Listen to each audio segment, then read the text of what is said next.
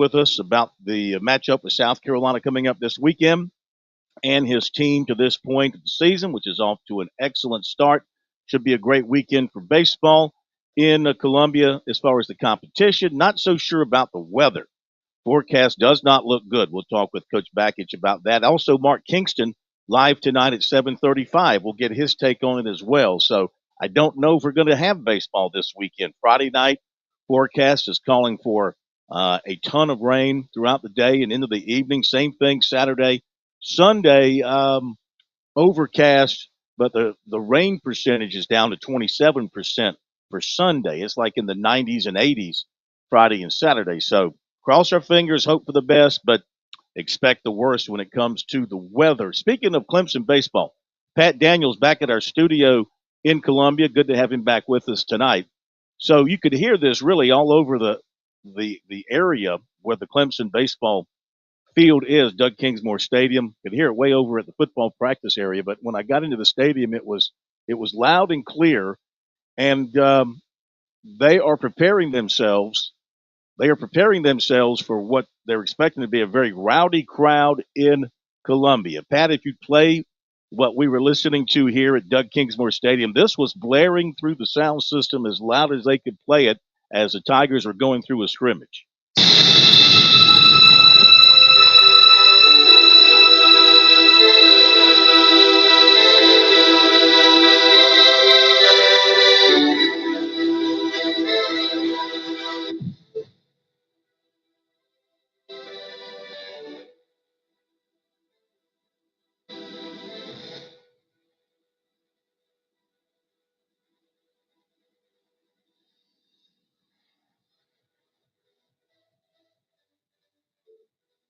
All right. A little bit of sandstorm in the background for the Tigers as they are preparing themselves for a rowdy crowd in Columbia. Hopefully that'll be the case. Hopefully rowdy at Founders Park, rowdy at Segra Park, and then rowdy here on Sunday at Doug Kingsmore. It should be electric. I just hope the weather will cooperate and let everything play out as best as possible. I see Coach Bakich making his way over to us. He'll be with us in just a moment. John Combs at 7:05. We'll wrap up the high school basketball season with him. Semifinals are wrapping up today in Florence. Championship games begin later on this week in Florence. And the other big news today is it appears that South Carolina, according to reports by the Gaffney Ledger and others, that Shane Beamer has offered the receiver's job to Mike Furry, the head football coach at Limestone, and he has got a decision to make about sticking with the Saints or joining the Gamecocks as their receivers coach. We'll talk more about that momentarily, but right now we are tickled pink, or should we say tickled orange, to be joined by the head baseball coach here at Clemson, Coach Eric Bakich, just coming off the practice field. We appreciate you very much. How are you? I'm great. Thanks for having me, Phil. Appreciate it. Got to have a little background music there for you. There we go. Yeah. There it is. But I just played about 30 seconds of what you guys must have been listening to for 2 hours. Sandstorm. Yeah. I mean, you could hear it. I was over at football, and I'm thinking, I hear roosters and sandstorm. Where's that coming from? As I drove up, I picked up on it. What's your thought about that? Is it motivational or just to kind of get your guys ready for what they might be facing in Columbia? No, I think anytime you go on the road and you know it's a good environment, then you just try to recreate some of the sounds that you're going to hear. We actually do it with quite a few teams. We've done the Florida State chant, that whatever they call it, Yeah. the chop, and we'll always do that, and we know we've got a great environment to go to this weekend, and it'll be loud, and it's part of the fun. Have you guys, you and Coach Kingston, have you had a chance to talk about the weather situation to deal with possibly this weekend? I have not talked to anyone at South Carolina. We've talked with our administration. I think our administration has been in touch with some folks over with their administration, looking at all possible options, but it's technically their home game on Friday, so it's their call. Yeah, and then you're the home team on Saturday, of course, the home team on Sunday. Yep. What are your weather people telling you? I think like all times, the forecast is always 50% accurate. So right now we're just I think in a monitoring phase, and it looks like there is rain in Columbia on Friday, but it's too early to make a decision now. So I think it's one of those things where we just have backup plans, contingency plans, and then wait. You always try to, as a baseball coach, you try to wait as long as you can, just because we all know how the weather changes. In So South Carolina. Just give it a few minutes. It will change. Coach Eric Backage, Clemson baseball coach, is with us, off to an excellent start. What do you think of your team to this point? What are you most happy with? And maybe where are you a little bit most concerned at this point, a couple of weeks in?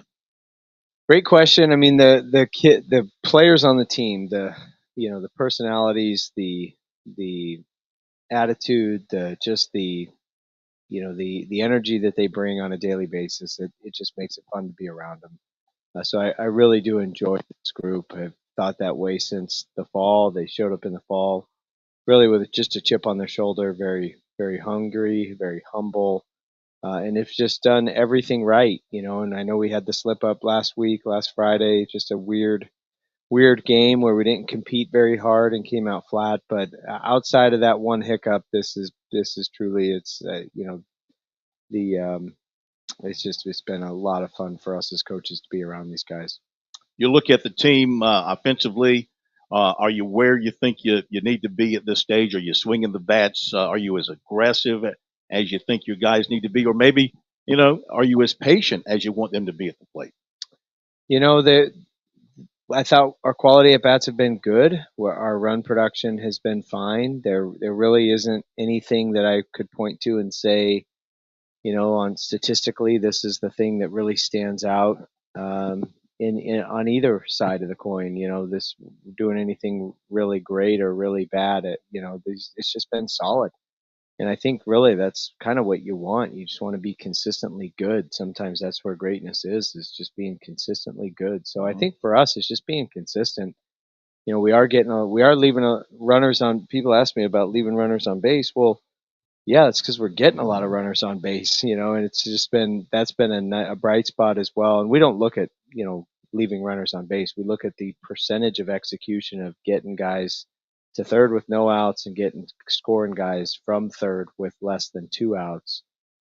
So maybe that could be improved a little bit, but overall, yeah, it's been a fun group to coach, like I mentioned. But there's really hasn't been anything that I could point at and say offensively that this is a real concern right now. Had to be happy with Will Taylor. Happy for Will Taylor yesterday. I mean, he has not gotten off to a good offensive start going into yesterday. Then he turns it around with 3 homers, 3 hits, 3 RBIs. What do you think sparked him yesterday? And you think it is something that's going to continue for him? Did you see some things in him that lead you to believe it was just not a one-day thing for him? Yeah, it absolutely saw that, that this was coming, that the game was going to come back around to him. You'd think most kids, and for him, the downturn, the slump was he got a hit in his first at bat and then didn't have a hit in like the next 22. And most kids at that point, you would think, would wear their emotions on their sleeve and be very visibly frustrated, especially in the previous game where he went 0 for 5, but he hit 3 balls over 100 miles an hour. And so that would be especially frustrating when you're fighting it a little bit. You hit it hard, you do everything you're supposed to do, and still don't get the results. And he never once showed that frustration outwardly to he was always very encouraging. He was a great teammate. He's always back up on the rail cheering, kept working hard, always putting in the time. So you knew there's no way he was going to stay down very long. And then just to see him bust out the explosive way that he did it, that was really cool. Visiting with Eric Backage, Clemson baseball coach. We'll have Mark Kingston at 7:35 tonight. Cam Cannarella, first of all, he's been a little banged up, right? That little injury thing going on. How is he? And then, of course, when he's healthy, he's as good as anybody. He's had that batting average over 500. My goodness. How is he health-wise going into this weekend? Yeah, he's the spark, man. He's a spark plug. He's one of the best table setters in all of college baseball.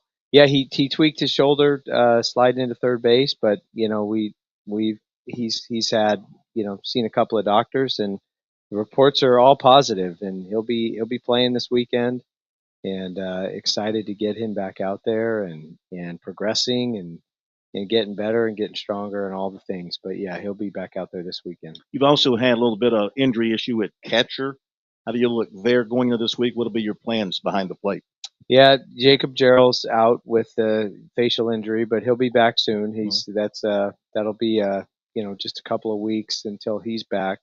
So wishing him a speedy recovery as he recovers from that. And he took a fastball right to the cheek. But he's as tough as they come. So Jimmy Overtop has been doing all the catching duties, and he'll continue to do all the catching duties until Jacob Gerald comes back. So we've got some other guys that have stepped up, and a few guys that have even added catcher to their versatility list just in an emergency. A guy like Jay Dillard caught an inning today, and so it's just guys stepping up and helping out, and a guy like Ty Marshall, who's a freshman and a good switch hitting catcher, may see some time in there, may get some action, but Jimmy will be the starter until Jacob gets back. Got Austin Gordon back on the mound yesterday. That had to be encouraging for you, the way he pitched. But with him throwing yesterday, what does that mean for him this weekend? And do you go with the rotation that you went with your first two weekends? Yeah, we could definitely keep the rotation the same, and I think that's certainly what we're looking at right now. But it could always change. And Gordo, having him with now a couple of starts under his belt, um, is very encouraging as well as he progresses back. So yeah, he may be available if the situation calls for it this weekend, or he may not. But yeah, we're excited. We feel good about our pitching, especially we know Billy Barlow's best stuff is coming. He's showing flashes of it. Hadn't quite uh, shown everyone else what we've been seeing in the preseason and the fall, but everybody has seen you know Tristan Smith and knows how great of a pitcher he is and the stuff that he has. And Aiden Canuck kind of announced his presence out there last weekend. Had a really a fantastic start. 6 scoreless innings, very efficient with his pitches. 75 pitches for 6 innings is really good. And then we got a lot of depth in the bullpen. Got a lot of guys who have been there, done that, and been in high leverage situations that, in a loud and hostile environment, a rivalry game, have kind of been in those moments. So that's valuable experience to have for sure. One thing that really jumps out at me, besides the positive numbers, offense, pitching, but tell me your thoughts on your fielding. Number of errors out there, a little surprising maybe. Is there something, a reason this is happening, or what's your feeling about this team as a defensive team? Yeah, we've had some fluky stuff happen. We've thrown away a few picks and been a little sloppy in the infield, and then also, we've had quite a few first basemen in there as well. And then that kind of goes to show you how valuable a guy like Caden Grice or anyone who's 6'7" and has the athleticism and the range and covers up a lot of, can basically catch a high throw, scoop a low throw. He's got such a big wingspan. So it's just, we don't have that luxury this year but we just recently moved Jacob Hinderleiter over to first base, and he's done for a guy who's been a career shortstop. He looks very natural at first and has made some excellent plays. So defense is one of those things we pride ourselves on. It's one of our fundamental standards of, we set the school record for fielding percentage last year. So our best defense is coming. That'll be an area that we've certainly stumbled out of the gates, making some sloppy mistakes, but we will clean that up, and that'll be definitely something that improves here in short order. No, you got to be proud of the fact that 6 of your wins, yeah, 6 of your wins come from behind wins. So, I mean, this is a team that when they get a little bit behind, they don't cash in their chips. They find a way to fight back and get a W. And that's where the experience of last year and just getting knocked down all the time is really valuable. And listening to a guy like Blake Wright, who's a 2-year captain now, talk about how we're never out of the fight, and just the guys have a belief that exactly that we're never out of the fight, and so being trailing in a game, playing from a deficit, is really not one of those things. You see a lot of front running teams now, just the nature of, amateur baseball, uh, with a lot of really uncompetitive games at these tournaments and showcases where if you get behind, it's like kind of like game's over, even if it's the early or middle of the game. But our guys have really bought into this team aspect of, competing every pitch and fighting to the last out. And, even if we are trailing or even if we are playing from a deficit, they have firm belief that they're going to come back and win the game. So you're right. 6 out of the 7 wins have been when we've trailed and had to flip the scoreboard. But that's also, a goal of ours in every game. Either flip the scoreboard or, just go ahead and get the lead early and extend it. That'd be nice too. There you go. A couple more minutes with Coach Eric Bakich, Clemson baseball coach. Appreciate you coming up here and visiting with us. Thoughts on the Gamecocks from your preparation this week? I guess maybe you turned a page to them sometime last night after you finished up the game with Upstate, and today kind of broke them down some. What's your impression of Coach Kingston's club? Yeah, I've studied them, pretty hard. Our whole staff has. We're all watching a lot of video and taking a look. So, obviously they're pitching it very, very well, and then we know of all the dangerous hitters in their lineup. They're very patient at the plate. Looks like drawing a lot of walks, a lot of hit by pitches, few strikeouts. We know there's a lot of guys that have a ton of power in their lineup, but it'll be a very good rotation of arms. There's no doubt about that. The pitching has done a really good job, and we know if they throw Jones again like they did last week, he's got really good stuff and nasty movement, arm side run, and good slider. And yeah, it'll be a big test for us. You got a lineup that I think I saw Cassis was hitting down in the order last game. And he's a weapon and hit 20 some home runs or whatever he hit last year. And so, yeah, their lineup is dangerous. Their team is good. The environment's going to be hostile. It's going to be a great test, and it's what makes these rivalry series so awesome to be a part of. You got 2 really good teams going at it and the whole state behind it. So, really excited to compete. Great test. Two top 10 clubs going at each other, and what's better than that? It's where it should be. It's where the fans want it to be. It's where it should be. Exactly right. I 100% agree. It's the best thing for college baseball in the state of South Carolina when Clemson and South Carolina are both awesome in all sports. Mm-hmm. Not just, but this is the best baseball rivalry in college baseball, in my opinion. Having spent 7 years in the SEC and and now logged a few years in the ACC. Not only the first go around with Clemson, but also at Maryland. Mm.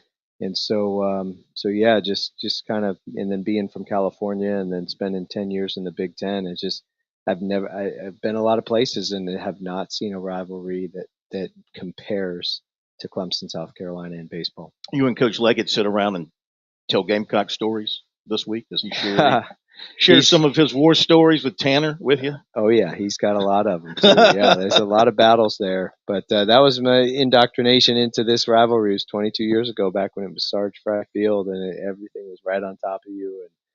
And our stadium back then wasn't called Doug Kingsmore; it was called Tiger Field. Yeah. And it had the trees in the outfield, and Michael Johnson hitting balls through the trees, and I mean, just incredible battles. And those battles, went all the way out to Omaha too. And you got Clemson and South Carolina in Omaha, and that's they got the best of us in 02 and out there. But yeah, it's good for college baseball when Clemson and South Carolina are both competing to be World Series contenders.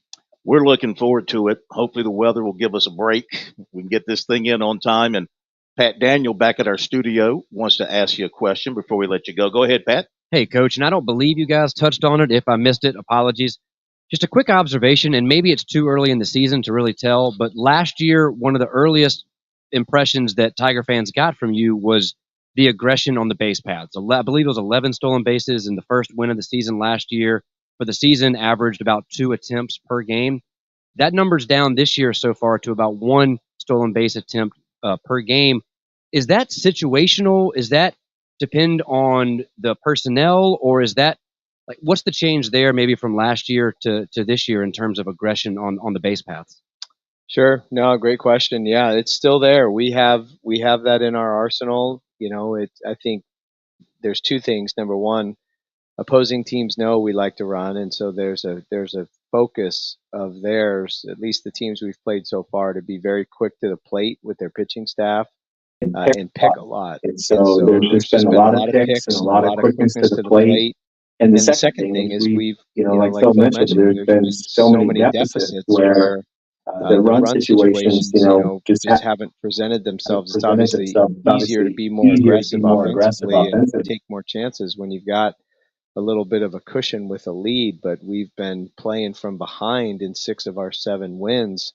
That those situations, those have to be a little more calculated and tactical. So it's just the opportunities, will have to present themselves, like you said, but it is absolutely 100% part of our offensive attack. It's what I like about this club is that it is dynamic, it is balanced. We do have home run power.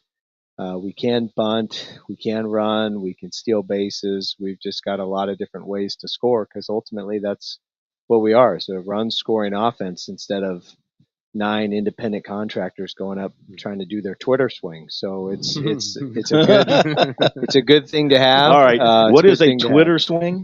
Twitter swing is when you get in there and you try to hit fly balls off the top net of the cage because you're working on your launch angle.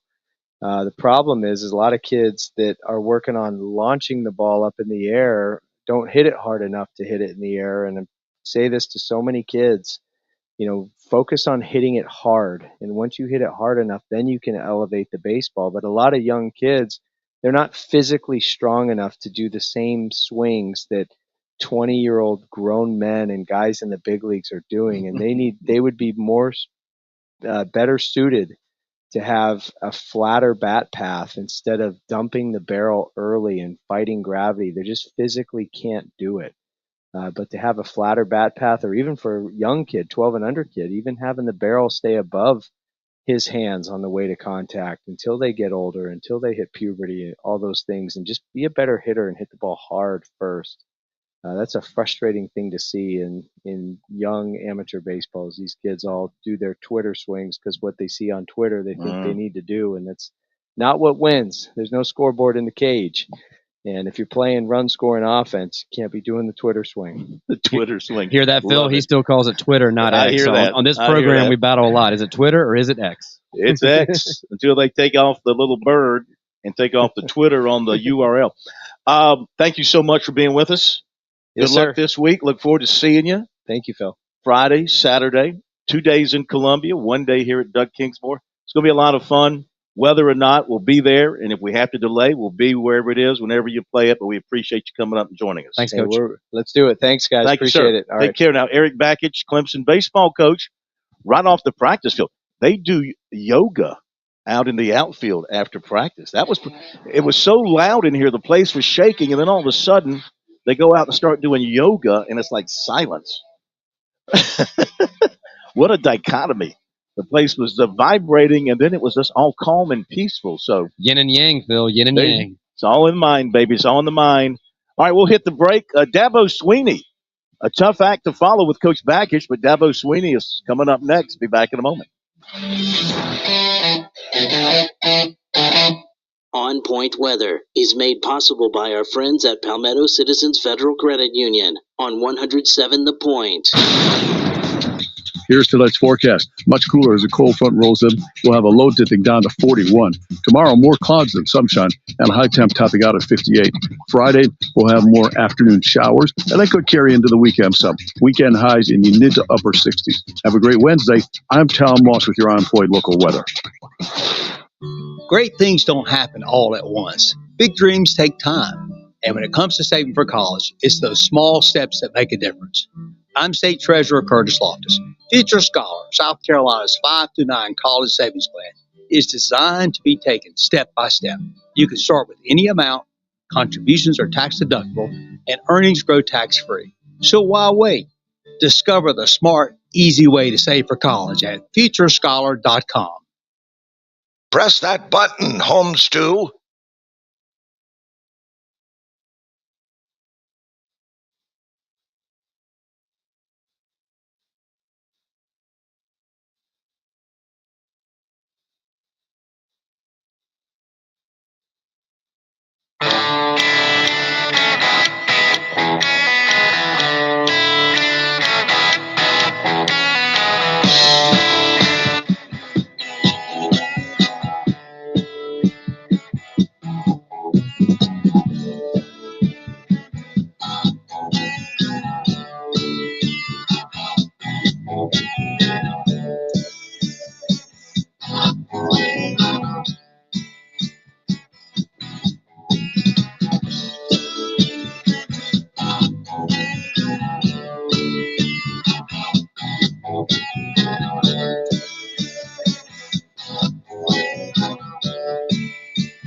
sure like to brag about good local businesses. Franklin Plumbing and Drain Cleaning is a great local biz. Josh and his team stress customer service as their top priority. Franklin Plumbing and Drain Cleaning came out to my house. I had a toilet that wasn't working right, a garbage disposal that died. They came out right on time, told me everything they were going to do, and explained the price of each repair before even bringing in the tools. I knew exactly what I was getting and exactly what it would cost. Their prices are fair. Their team is courteous and professional. Plus, they did a great job fixing what needed fixing in my home. I am very careful about making any recommendations, and I'm thrilled and confident to suggest you call Franklin Plumbing and Drain Cleaning for any plumbing needs. If it's a repair or to replace something, if it's that tankless water heater that you've always wanted to give you that endless hot water and save you some money. They unclog drain and sewer lines and so much more. Online, you'll find them at franklinplumbing.sc.com or just give Josh and those great folks a phone call, 799-2222. That's 799-2222, and tell them you heard about them from here at The Point. Hey y'all, this is Ted from Flight Deck Restaurant. We'd like to invite you and your family to dine with us. We have a great menu that's sure to please your whole family. We have fresh cooked burgers, big juicy wings, blue plate menu featuring country cooking, oven baked hoagies, fresh crisp salads, authentic Greek food like gyros, souvlaki, and baklava. We also carry 20 different premium cheesecakes and pies. Flight Deck Restaurant also has an arcade with 30 different games like Star Wars, Batman, Skee Ball, Bass Wheel, Pac-Man, Galaga, and so much more. Flight Deck, your favorite family restaurant. Thanks y'all and God bless. When you've got the gem of the Midlands, Lake Murray, at your disposal, who can blame you for wanting to hit that water now? Marine 360 has been your local home for the nicest crest and sea hunt boats since 2007. Brandon, Scott, and their team, they offer expertise, incredible customer service, and a tremendous selection of new and pre-owned boats. Crest is the industry standard. They've been building boats since 1956, the oldest and one of the most respected pontoon builders anywhere. Sea Hunt is built right here in Columbia, the #1 selling center console in its class for 19 straight years. Look, Marine 360 is on the lake. It's a great place when you need your boat service. They're authorized service experts for Yamaha, Mercury, and Suzuki. I know Brandon and Scott. These are good guys. They're local, and they'll be there from start to finish. They can get you into the best boat that fits your dreams and your budget. Take a look online, marine360sc.com, or better yet, give them a call, 749-2360. Go visit the showroom, see their awesome selection, hit the water for a demonstration. If you belong on the water, you belong in a Marine 360 boat. Hey, why not try something extreme and exciting this year, like Extreme Pogo? Woohoo! Going for the backflip! Or maybe something really adventuresome, like wingsuit flying. Tree!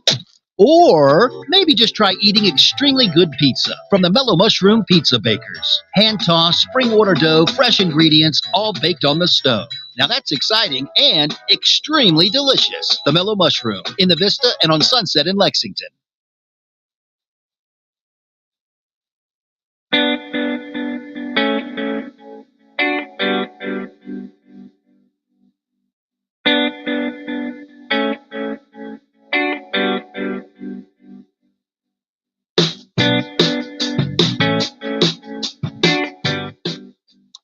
Okay, we are back on Sports Talk Media Network here on a Wednesday night up at Doug Kingsmore Stadium, where it looks like it could bust loose any moment now and start raining. Pat's telling me it's pouring in Columbia. Let's get it out of our system now and have good weather for the weekend. But again, doesn't look good. But let's don't be so pessimistic. Let's be as optimistic as possible. In just a moment, we'll hear from Clemson football coach Dabo Swinney as the Tigers opened spring football practice today. He'll go over a number of things. He'll talk about the injuries and other things related to his program. One thing I want to bring up goes back to the recent situations involving DeMonte Capehart and Noble Johnson with their arrests, and then in the case of Capehart, entering pretrial intervention. In the case of Johnson, remains with the team. He's not suspended, but he is injured from his traffic accident and all of that. And what Dabo Swinney said was that, in both cases, it was handled by their university system, by their university policies that are in place, et cetera, et cetera. I know I talked about this when it first came out, and then when it was announced that Capehart was going to be with the team and no further action was taken. And I was comparing it to the situation at USC a little over a year ago when they had 3 players with a similar gun violation like Capehart had. Both are felonies in that anything I believe with a gun violation is a felony under the law. But South Carolina's 3 players were dismissed from the team. And so I brought up the question, why are there 2 different ways of handling things? I'm not saying one is right and one is the other. I just find it odd that you have the 2 schools in the state and apparently different policies when it comes to these kind of infractions. So draw your own conclusion, make your own judgment. I remember when Steve Spurrier came to South Carolina, one of the first things that caught his attention was South Carolina's drug policy at the time. Or was it Lou Holtz? Was it Lou Holtz or Steve Spurrier? One of them, I think it was Spurrier. And he said, compared to the rest of the SEC, South Carolina was way too tough. And he got the school to change their policies to where, like, one infraction wasn't a dismissal from the team. I think South Carolina had like a one and done policy. And he got them to work in where you had a chance to make a mistake and make up for it and not be kicked off the team. So I don't know. I was just, again, this just comes to mind because it came up in the press conference today. In fact, let's go to that right now. Dabo Swinney and the Clemson Tigers, they opened up a spring football practice today, coming off a Gator Bowl win back in December in Jacksonville, looking to get back to where they are used to being, which is among the nation's elite, among the nation's top 5. And, of course, now with the 12-team playoff, certainly they are expecting to be in that 12-team playoff. But also, Swinney realizes there's a lot of areas of improvement that need to be made based on their performance in certain areas like from last year. Quarterback play, big play potential, protecting the football, kicking, returning punts, red zone scoring, and red zone defense, believe it or not. He cited all those areas. Here's more from Dabo Swinney. All of Dabo Swinney is on our website, SportsTalkSC.com, but here is his opening remarks, and he also covers injuries and a few other things. Dabo Swinney. As a coach, this is what you love to do. You love to be on the field with the players. There's so much that goes on in a million different areas. This is ultimately why you coach. You get to be with the players. You get to get on the field. And more importantly, you get to, build a team. And even though we all have the same, wear the same color jersey, and you got the paw and all that stuff, it still doesn't make you a team. You have to earn that, and you have to develop that year in and year out. And so, I love this part. I love starting over. I love, the process that you have to go through. And, obviously you get results each and every week, and certainly at the end of the year. And then you go and you process that and you study that to the nth degree. And that's certainly what we've done this year, no different than any other year. And we did a lot of good things last year, and we did some things that just, really frustrating, that really limited, a couple more opportunities for us. So, we spent a lot of time on what we call our quality control and our just really studying the good, the bad, the ugly of everything. And then how do we get better? Is it personnel? Is it scheme? Is it coaching? Whatever, talent. Are we not teaching it the right way? What is it? And then you attack those things. And even though you've got this information, it's still a new team. You're not automatically, you don't get to carry touchdowns over, right, from last year. And you don't automatically, just because you were 8th in the country in defense last year, I don't mean you'd automatically get to start. Okay, we were a great pass defense last year. All right. And so you can't neglect that. All right. We got to create consistency in that. But okay, as we study our defense, we were really, really good defensively. But we weren't the type of scoring defense where we were like 32nd in scoring defense. Now, why is that? Well, number one, our offense scored a lot of points for the other team. All right. That's a problem. Okay. When you're down 14-0 and you've given up -5 yards, that's a problem. That's going to affect your scoring defense, for example. But then also, okay, you're 8th in the country in defense, but then you look and you say, man, we were really bad in red zone defense. Now, first of all, they not many people got to the red zone. Very few people even could get there. But when they did get there, they scored touchdowns. So why is that? How do we attack that? How do we improve from that? What do we learn from that? And then the other thing is when they did get to the red zone, it wasn't from a drive. It was from some type of explosive play. And then flip side offensively, you look at it and you go, okay, man, daggum. We were about as good as we've been. Some of the best teams we've had, 15th in the country in first downs. But yet how come your scoring offense isn't what it needs to be? Well, you look at your red zone scoring. Well, we're 100 and, we're near the bottom. Well, why is that? Well, because we about led the nation in turnovers, in particular fumbles, right? So, and not only turnovers, where the turnovers happened. They didn't just happen, backed up on the -3 yard line or the +3 yard line or whatever. They happen in the red zone going in to score. And next thing you know, that impacts you. We needed 5 more points a game to be a top 24 scoring offense in the country. 5 points. 5 points. And so there's so much good. And when you really, really look at it from the lens that we look at it and the totality of it, man, we did a lot of good things. But the bottom line is we everything for us offensively from 2023 goes back to turnovers. Everything. It's all about the ball. And we did a really, really poor job of that. And too many sacks, too many TFLs. Those are things that we got to correct. Quarterback's got to take a next step.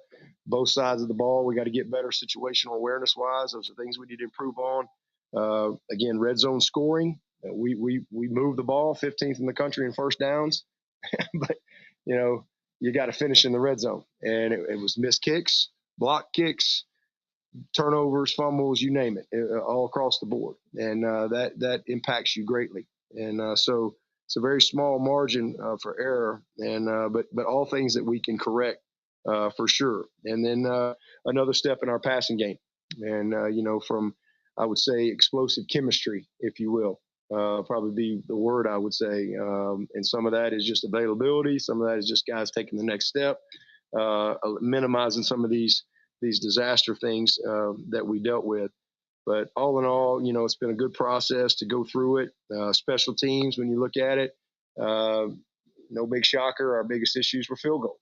And we've tried to, you had a young guy that wasn't ready, number one, but we've also gone and recruited.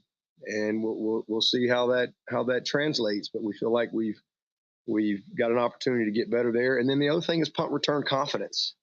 You look at Tyler Brown, he averaged almost 15 yards of return, but he lost his confidence, so we had to fire him. And, he wasn't ready for that. And, it was affecting him in other areas. We lost Antonio Williams. He's out. We lost Cole Turner. He's another punt returner for us. He's out all year. So all of a sudden we kind of lost some confidence in that area. Man, thankful for Hamp Green. He kind of bailed us out and saved us, down the stretch and just possessing the ball. Because we ended up muffing 2 kicks, and 2 turnovers, and those are critical. I mean, that's field position, that affects your scoring, all those things. So, a lot of area for improvement. Another thing, special teams was penalties, too many penalties that we had. And then, as you saw in the game, in the bowl game, we were really fortunate to win that game. We studied it. If you give up a special teams touchdown, you got like a 31% chance to win. So we open up the second half. We got 2 quarters to play. So it probably that 31%, that's probably based on a game, right? So I'd say we probably had about a 15% chance to win at that point. But we won. It's hard to overcome those things. And the biggest thing there, when you look at the kickoff coverage stuff, is we led the nation in kickoff touchbacks. I mean, we were elite, and that's the double-edged sword. Sometimes guys, all of a sudden, they just take it for granted, right? Crying wolf, right? And then all of a sudden the wolf shows up and you ain't ready.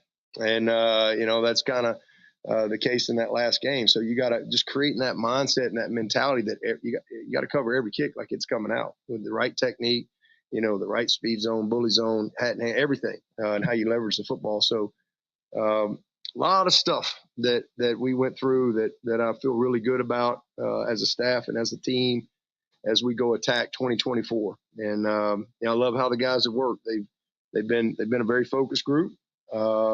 Leadership has been good. Guys have been very attentive in our meetings and what we've been trying to do, mat drills, etc. So just ready to get out on the field and get started. From an injury standpoint, long-term guys that you guys know that are doing well and working their way back. Sherrod Coble is a scholarship player that, as y'all know, tore his ACL back in November. He's doing great.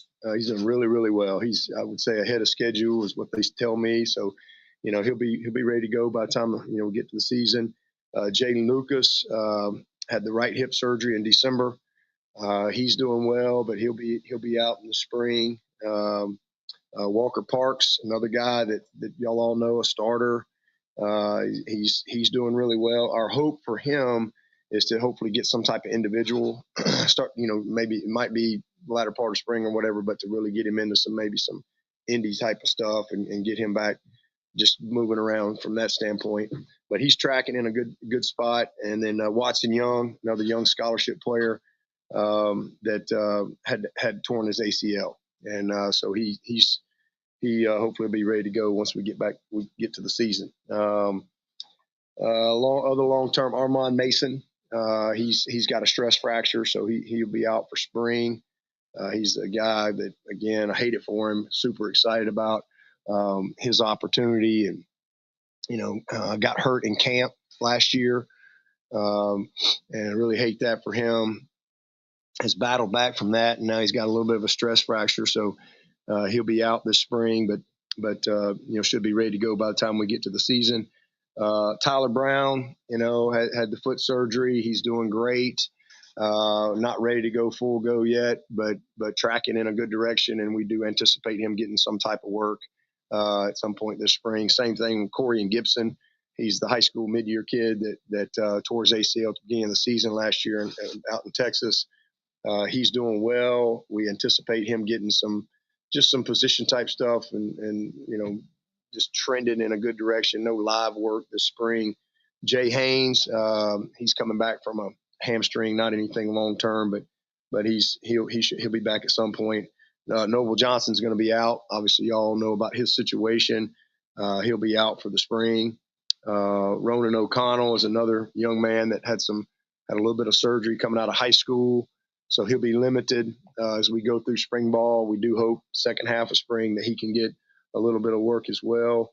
And Brandon Strozier is another guy who had surgery that's back in November that's, trending in the right direction too. So those guys should all get back at some point.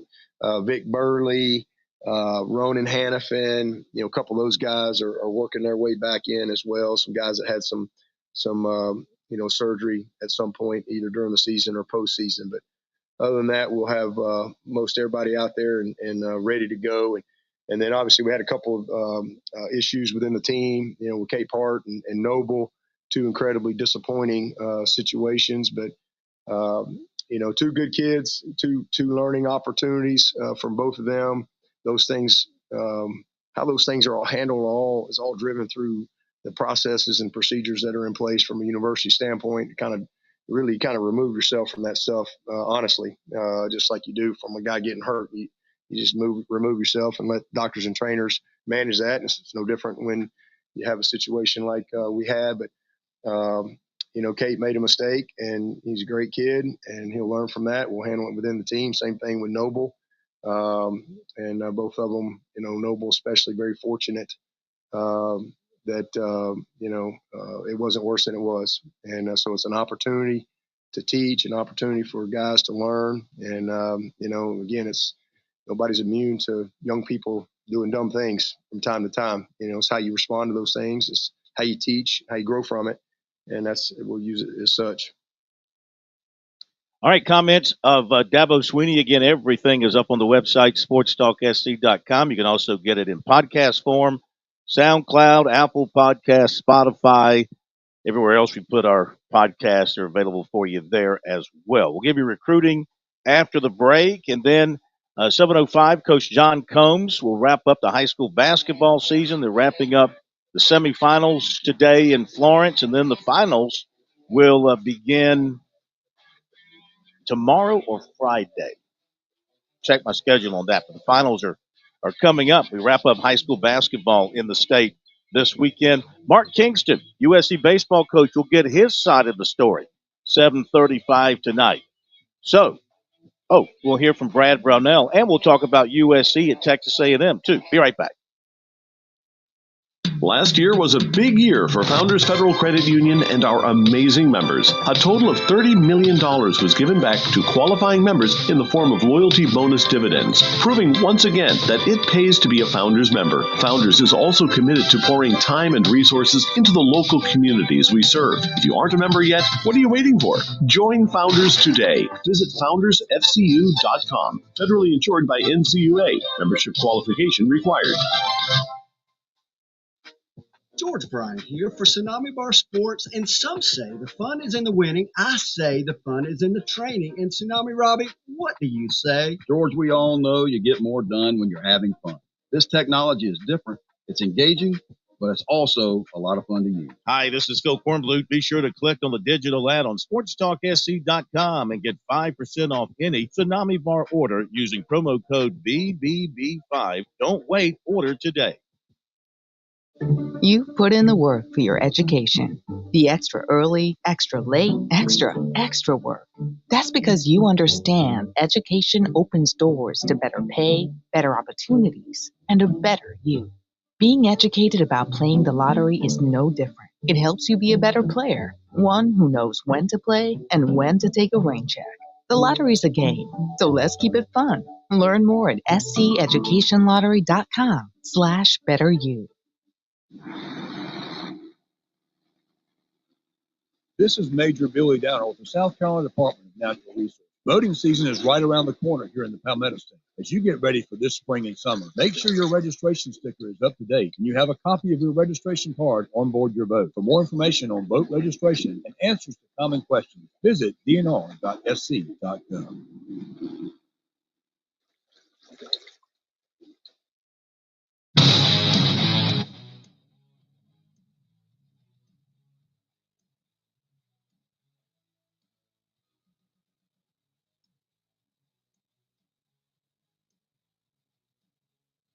All right, welcome back, everybody, here to Sports Talk up at Clemson.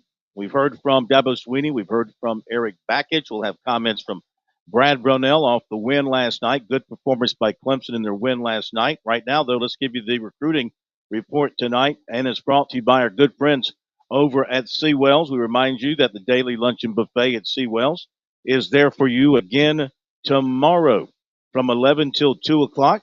Make your lunch plans around that and go enjoy a delicious buffet lunch at Seawells for only $14. Then you need the very best in the catering business for any of the big events coming up in your life here in the spring and summer. You just give Seawells a call at 803-771-7385, online at SeawellsCateringSC.com. Let Seawells help make your event a memorable experience. Recruiting report tonight. Quarterback A.J. Brand, 6'1", 200. Big reason that Irmo has emerged as a state power again. Last season, he led the team to the 4A state semifinals, a 13-1 record, their most wins since 2002. He passed for 2,932 yards, 45 touchdowns. He rushed for 1,137 yards, make that 1,113 yards, and 17 touchdowns. So he is an athlete who can do it at quarterback, he can do it at receiver, he can do it at safety. He's drawing a lot of recruiting attention from schools who want him as a quarterback, but South Carolina likes him as a safety or wide receiver. The Gamecocks offered him as an athlete in January. Of course, they've had success with former quarterbacks playing other positions, including DQ Smith, who's now starting safety, and Luke Doty, now a receiver, and Kerryon Joyner, who was a receiver and a running back. So the idea of playing a position other than quarterback for the Gamecocks or some other major program is not a turnoff to Brand when he thinks about what he wants to do. He wants to go someplace where he'll have a chance to play and develop and get to the NFL. That is his main goal. He was talking to former USC receivers coach James Coley before Coley left for Georgia, and Coley had told him they loved his film. In fact, they kind of liked him some at quarterback as well. But they weren't really sure at that point what position they liked him the most for. Shane Beamer has been in touch with him as well. He really likes Beamer, and he likes what Beamer is doing and turning around the program in South Carolina. He says he's loved his conversations with Beamer. He attended a junior day at USC in January. He also visited Virginia Tech, Coastal Carolina, and Charlotte. Future visits. He plans to take spring visits to USC, USF, Maryland, and Old Dominion. He's not set official visits for June, but he said USC is a definite for one of those stops. He added that Virginia Tech and Georgia Southern are two other schools showing him a lot of interest at this point. Two of the state's top offensive line prospects in the 25 class have decided on some spring unofficial visits. Offensive tackle Shed Surratt of Gaffney going to NC State March 5th, Maryland March 30th, USC April 20th with a Garnet and Black spring game. He has an offer from the Gamecocks. He also visited for a junior day in January, and he was at multiple games last season. He also camped with the Gamecocks last summer. He also took visits to Florida and Georgia Tech in January. Offensive tackle Kevin P., 6'4", of Lancaster. He plans to visit USC March 23rd and Clemson April 4th.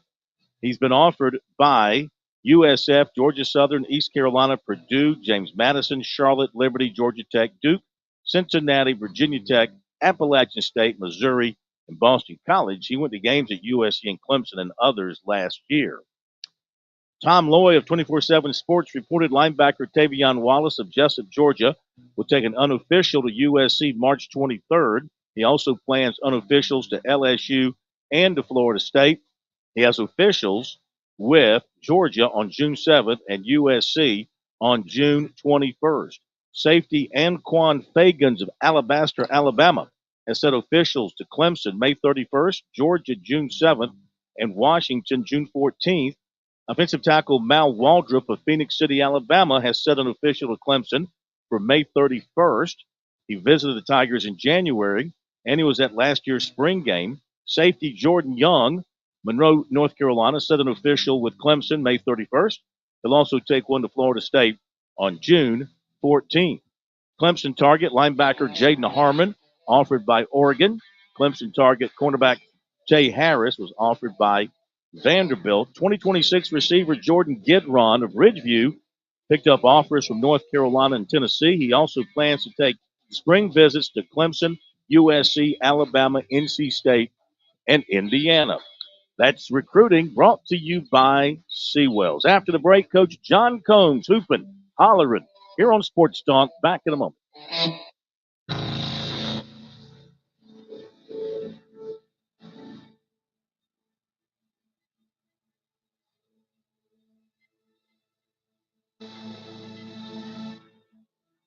UXL Columbia W264DM. From the Bart Fireside Studio, the solution for keeping you warm this winter. This is 107 The Point. Breaking news this hour from townhall.com. I'm Ron DeRockstra. Senate Minority Leader Mitch McConnell says it's time for him to step down from his position. One of life's most underappreciated talents is to know when it's time to move on to life's next chapter.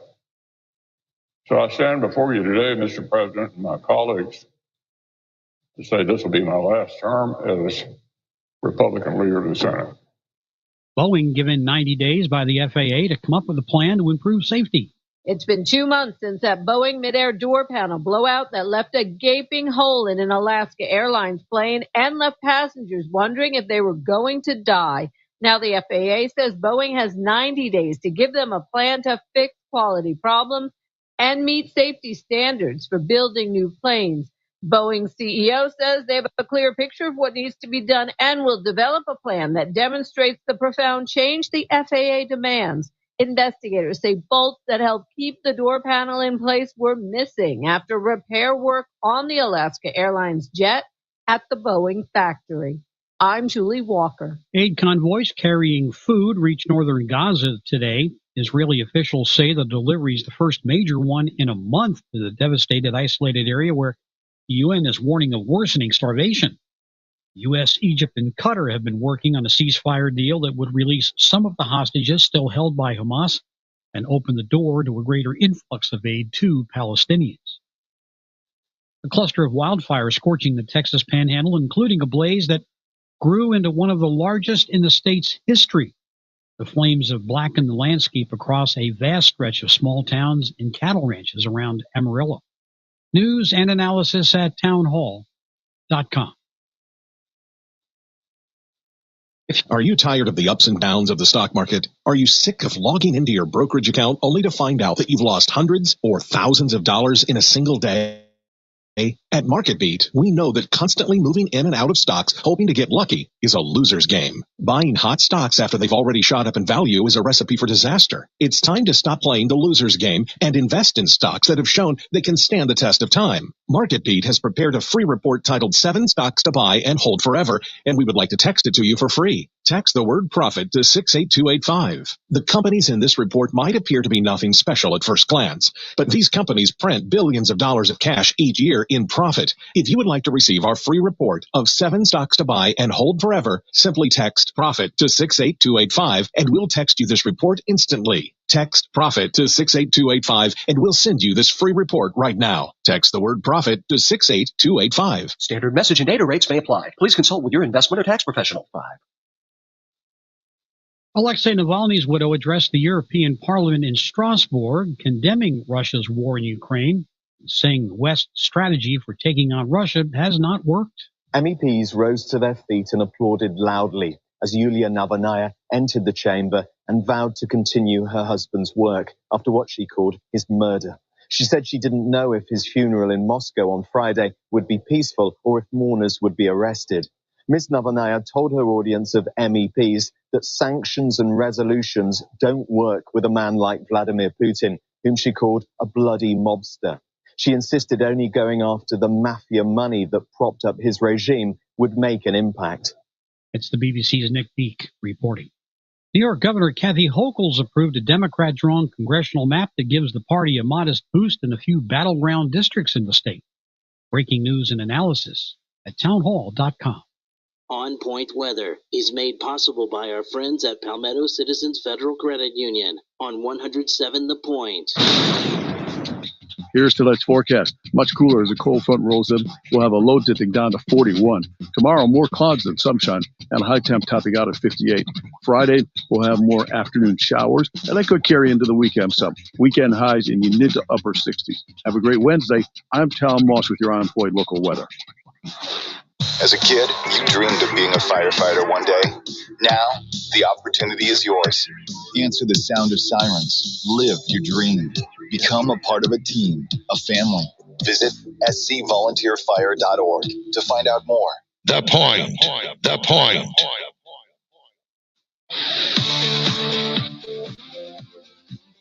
Welcome back to Sports Talk on the Sports Talk Media Network. You can reach the guys with the South Carolina Education Lottery lucky number, 888-898-2525. That's 888-898-2525. Now back to Phil, Chris, and Pat with the second hour of Sports Talk on the Sports Talk Media Network.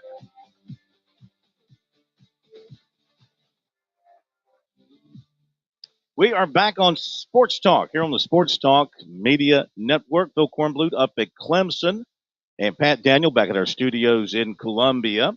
May get to some phone calls in a little bit. We've been so busy tonight. A lot of stuff going on, as you might expect. We had Eric Bakich on with us live. If you missed that interview, we'll have it up for you later on our website and also in our podcast places.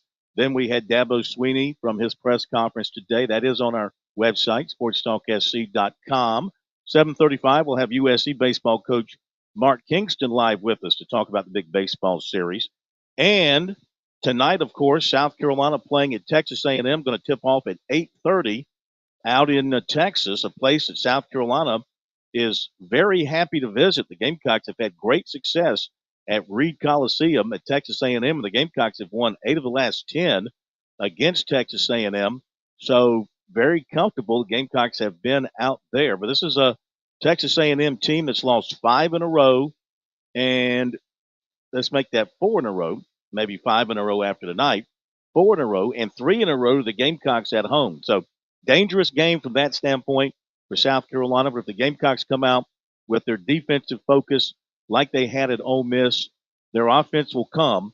Defense travels. If they play with that defensive intensity and focus, they should be all right tonight. This is a big game for them as they are still battling for position for the SEC tournament, trying to get one of those top 4 finishes so they can get the double bye. And right now, the Gamecocks are a game ahead of Kentucky and Florida, tied with Auburn. Of course, Auburn has that tiebreaker. But if you finish 4th, that gets you into the double bye. Tennessee and Alabama are only a game ahead at 11-3, so they are very much in the mix with the final games of the regular season coming up. Speaking of the final games, the high school basketball tournament is for all the classes winding down at the Florence Civic Center.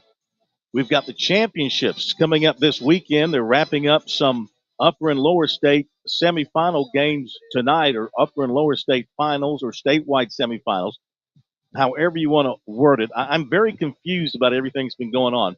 Let's welcome in Coach John Combs, one final edition of Hoopin' and Hollerin' on high school basketball in South Carolina. Coach Combs, the AD at Spring Valley, former head coach at Westwood. And welcome in, sir. Great to have you with us. How have you enjoyed this week of basketball, going back to last week, semifinals and the finals coming up? Well, Phil, first of all, it's a great week of high school basketball. Tonight is our last semifinal games before they take a day off tomorrow. And then we have the finals going on this Friday and Saturday at the Florence Civic Center. There's been a lot of really good games, and I know there's still a lot of great games still yet to be played. Yeah. So let me ask you right off the top, the elephant in the room with this arrangement, everybody coming to Florence, stretching out these semifinals that began last week and are still going on tonight before we shift. Your take on it? You think everything has gone as well as possible? What's the feedback you've been hearing from your people? Well, one thing that I'm certainly going to do is wait until it's all over with. We're going to survey all of our coaches that were a part of it to get their feedback. If you're Burns and Malden High School that played in a 5A upper state championship that had to drive 3+ hours, you probably didn't like it very much. Whereas, Ridgeview High School and AC4 girls that are playing tonight for a semifinal state championship probably don't mind it as much. So the high school league decided to try to do something different. It's quite a long ways for certain people. So we'll give it a try and get the feedback. The people that got to drive a long way don't like it. The other people, it's okay. So we'll see how it goes this weekend. Yeah. I mean, it's got to burn you when you. First of all, you're talking about 2 teams close to each other in the upstate. I mean, you would think logically you could just find a place to play. With Dorman being eliminated, why not just play at Dorman? Great arena. You're right there in your backyard. Or if you're driving through Columbia, you could say, why can't we just play in Columbia? We've got to go all the way to Florence. How has the attendance been from what you can gather? Have they been pleased with that? It's not been great at times. Not as good as, like you say, a Burns and Malden if they would have played in the Greenville area. The high school league, they do have a very difficult job in finding venues. This does help them make it one venue. It's actually not extremely easy to, let's say you want to host a Burns and a Malden at Dorman High School. They probably would do that. But then would some other high school want to host Lakewood, Military Magnets at a different place? So there's a lot of logistical hurdles and challenges that come about on this. But I remember back when I was a student manager with Coach Whipple at Irmo back in '94. I mean, we hosted the lower state championship at Irmo High School when we played Hartsville. And that was a great environment. It was packed, but that was a long time ago. And so it will be interesting to see what the feedback is from people. I've got a feeling what it's going to be like, but we'll see how it goes this weekend. All right. So what I want to do with you right now is something I do with David Shelton when we get to the championships of the high school football season. I put him on the spot and say, okay, give me a winner. So looking ahead to these championship games, 5A boys, you've got Burns and Lexington. Woo, great matchup. What do you think? That is a great matchup. I would just have a hard time betting against Lexington. They're just their top three as good as any top three anywhere in the state. But I will say this: Lane Fowler, who was a guest on this show, his team is playing outstanding.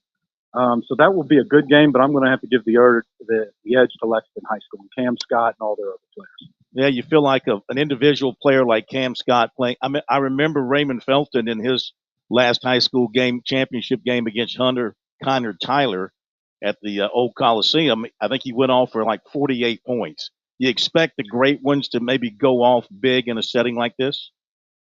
Well, Cam Scott has played great, but the one thing that makes Lexington so difficult is not just Cam Scott. It's Jackson Prunty, Caleb Evans. I mean, they go. I don't think anybody in the state has as three as good of players as what Lexington has. Maybe you can argue Gray Collegiate, but they're more than just one guy. And Cam Scott has been really good when they've needed him so far. All right, let's go to the 4A boys, and I guess we're having semifinals tonight, so we'll have to wait on the championship pick unless you got Riverside and Greer and Ridgeview and James Island. Am I correct on that tonight? That is correct. Riverside beat Greer earlier today, which was in a good game, but I think Riverside's outstanding. Ridgeview and James Island play tonight. I would have to probably lean towards Ridgeview winning that game, but James Island played a heck of a game last week to beat Westwood to get into the semifinal. Whoever Riverside plays will be an outstanding game. Riverside, I think, is one of the better teams in the state. I'm actually, going to kind of lean towards maybe Riverside and Ridgeview together. You probably catch me on the day. One time I might pick a Ridgeview team, and next time I might pick Riverside, and James Island might say, forget all that, and they're just going to win tonight anyway. Yeah. Blow the whole thing out the water. All right, so we got one more semifinal there to be determined. Let's go to the 3A boys. It's going to be Powdersville from the upper state against Darlington from the lower state. Didn't realize Darlington had come on to be a really good basketball team. Obviously, they have, and Powdersville's got the young man, Simeon, who's headed to South Carolina. They won their two semifinals were very low scoring, 38-35 and 47-44. Are these defensive-oriented teams? I think they are. Simeon from Powdersville, that's the one thing that I think a lot of people are going to be excited to see. And not a lot of people here in the Columbia area or now in the Florence will get a chance to see Powdersville play. And so that will be great. But the one thing is Darlington's just not far away from the Florence Civic Center. So the hometown crowd will certainly definitely be there for Darlington. Coach Brad Knox does a fantastic job for Darlington. Like I said, they will be ready to go, have a great defensive plan. I don't even know who to pick on that one, but I'm going to go with Powdersville because they've made it all this way so far. And when you got a great player like Simeon who's coming on, looking good, I think they'll be a tough team to beat. Okay, let's go to 2A boys. And we've got the matchup of the charter schools here. You've got Gray Collegiate and Oceanside Collegiate. What do you think? I think Gray Collegiate is just going to be too much for Oceanside. Oceanside is really good. Quentin Hollis, their coach, this is going to be back-to-back years that they've played each other. But as Coach Dion Buffet has said, this is personal. He's looking to go out of 2A on top. I think Gray Collegiate's probably one of the best teams right up there with Lexington and all of South Carolina. Their talent's just too much. This would be one I'd be surprised if Gray Collegiate didn't win. Yeah. We had a little bit of sportsmanlike or maybe unsportsmanlike stuff happen after that Gray Collegiate and Keenan game. Would you, from a coach's standpoint, your position with the Coaches Association, how do you react to that where coaches themselves are a little bit antsy with one another going through the handshake line?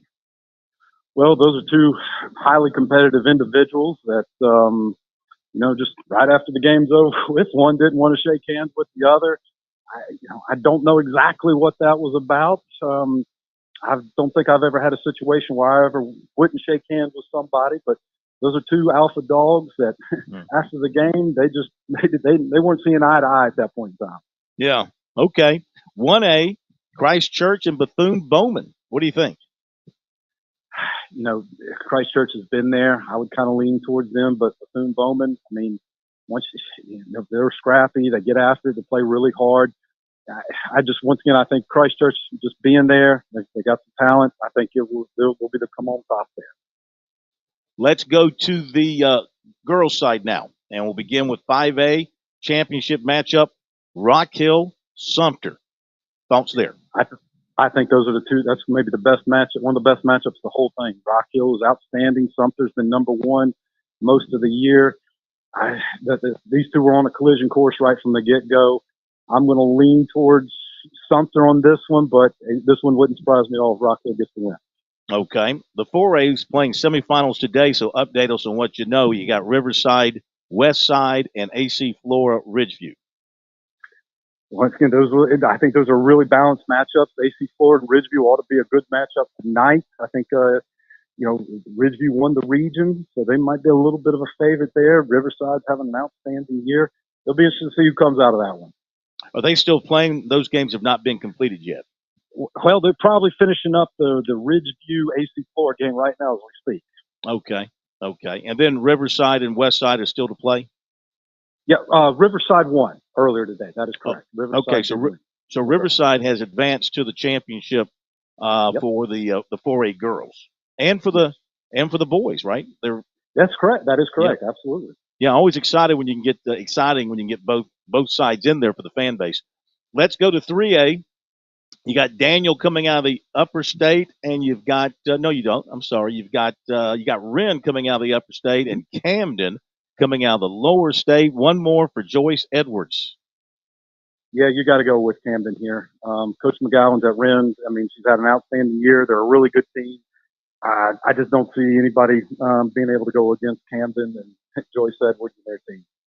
All right, we go to 2A, and it's going to be Landrum against Andrew Jackson. I know our buddy Tiger Bryan believes in Andrew Jackson over there in Kershaw. What do you think?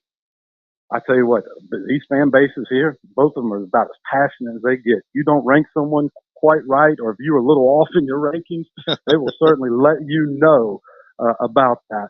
I have not seen Landrum play, but I know Andrew Jackson's played really well. I'm anxious to see how this one goes because this will be one where both fan bases and small towns will show up at the Florence Civic Center. All right, last one. Lakeview ended the run of military magnets coming out of the low country, and Denmark Olar somehow ended up in the upper state. Don't know how that happened, but they did. How did that happen? How does Denmark Olar end up in the upper state bracket?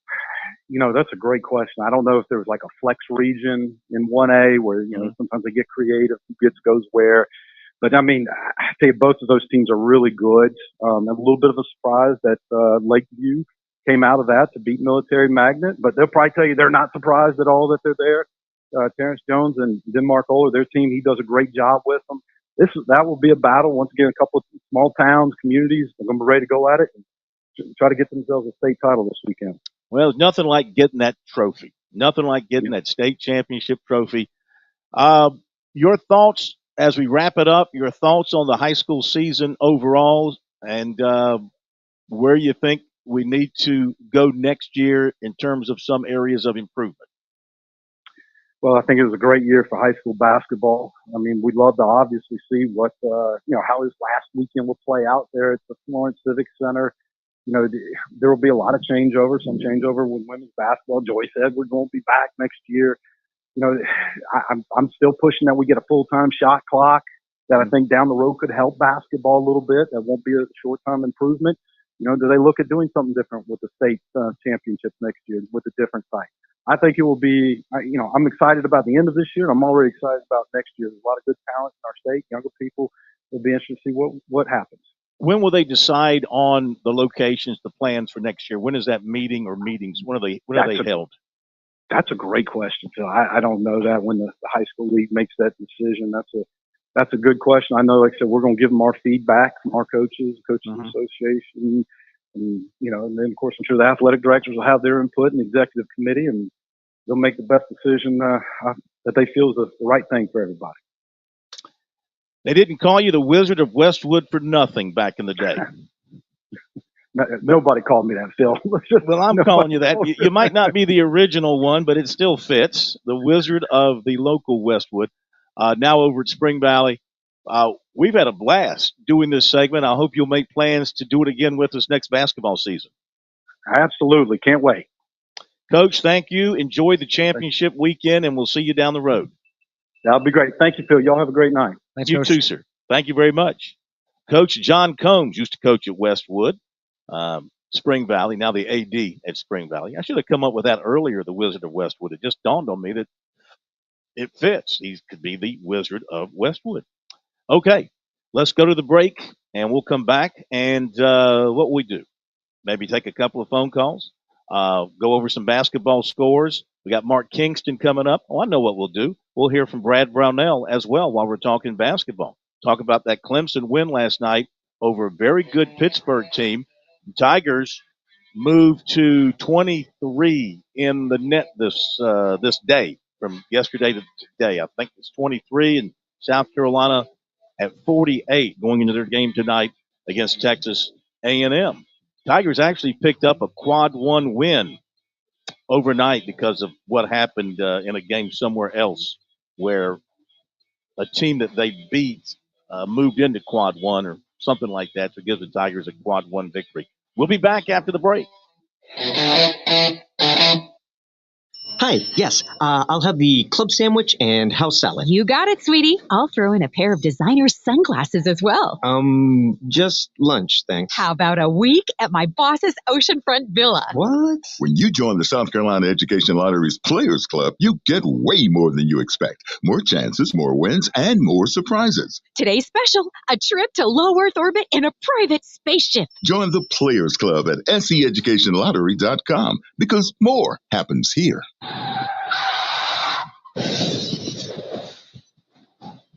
I'm attorney Jim Corbett. That's the sound of a big hit on you and your car or truck. I've been an attorney for more than 30 years, helping people who get injured in car wrecks and truck wrecks. If you have serious injuries, call Jim Corbett, 803-765-2968, or email me at jim@jimcorbettattorney.com. That's CORBETT. I don't get paid unless I recover for you. Jim Corbett Attorney, for your best recovery from a big hit, 803-765-2968, or jim@jimcorbettattorney.com. Call Lawyer Lisa. Experience the difference with Lawyer Lisa. Hi, I'm Lisa Hosteller-Brown. Did you know it's possible to avoid probate court after you die, regardless of what you own? Why put your loved ones through a long, stressful public process when there are better options for your family? Visit lawyerlisa.com to see how we can help. Call Lawyer Lisa. Experience the difference with Lawyer Lisa. 7511 St. Andrews Road, Irmo, South Carolina.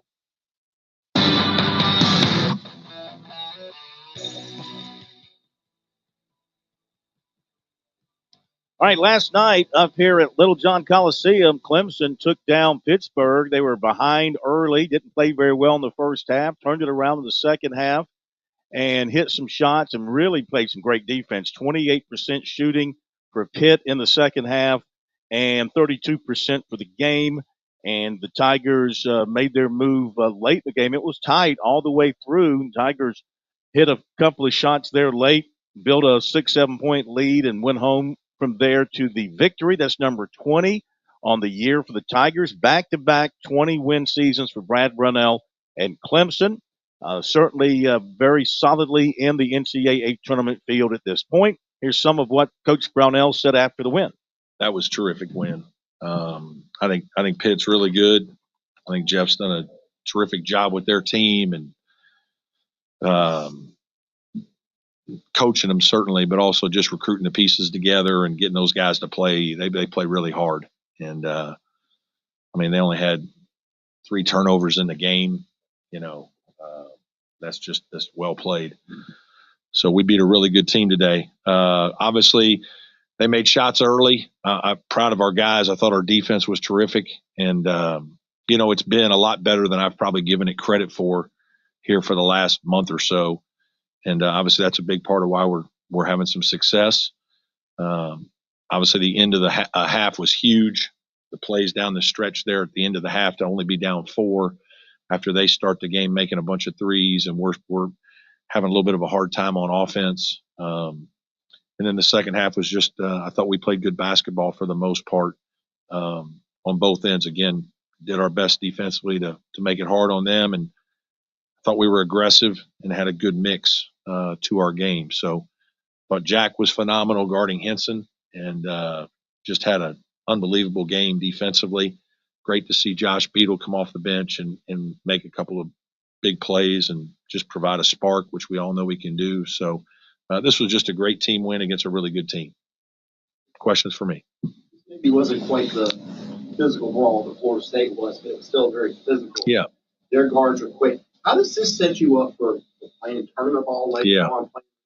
Yeah, I mean, it does from the standpoint of this is a tournament team, in my opinion. I mean, those guys can easily get in the tournament and win games. And so just competing well against teams like this should give us confidence and certainly great experiences. And, it's really good experience for some of the guys that, Josh Beadles and Jack Clarks and guys off our bench. Obviously Ian with a huge 3. I thought Ian played very well again tonight. Some of our guys are ready-made guys. They're Joe and Chase and PJ. Those dudes are ready for anything. But some of your other guys, these experiences are vital to their confidence. And so this was, again, hopefully a big confidence builder for some of them. Brett, how clutch was that? I mean, you need a little bit of luck sometimes, but that shot there that Chase made. Yeah, it was a big one. They guarded our initial action very well. We moved it. Chase got the ball. We were in space. And they were there was some space there. I thought he was going to go to the basket, but he backed the guy up, and that's a shot he's made a little bit this year, and he just made it at halftime against Florida State. It's really the same play, just kind of a chop your feet attack move that a lot of guards make.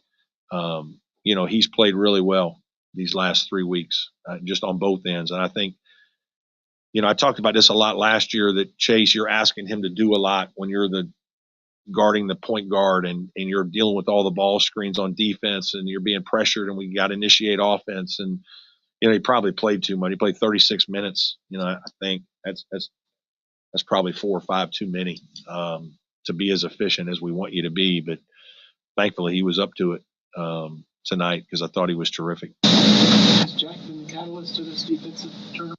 He's been a big help because of the rebounding. I mean, you think about it, he had 9 defensive rebounds. And then his ability to switch and guard different people.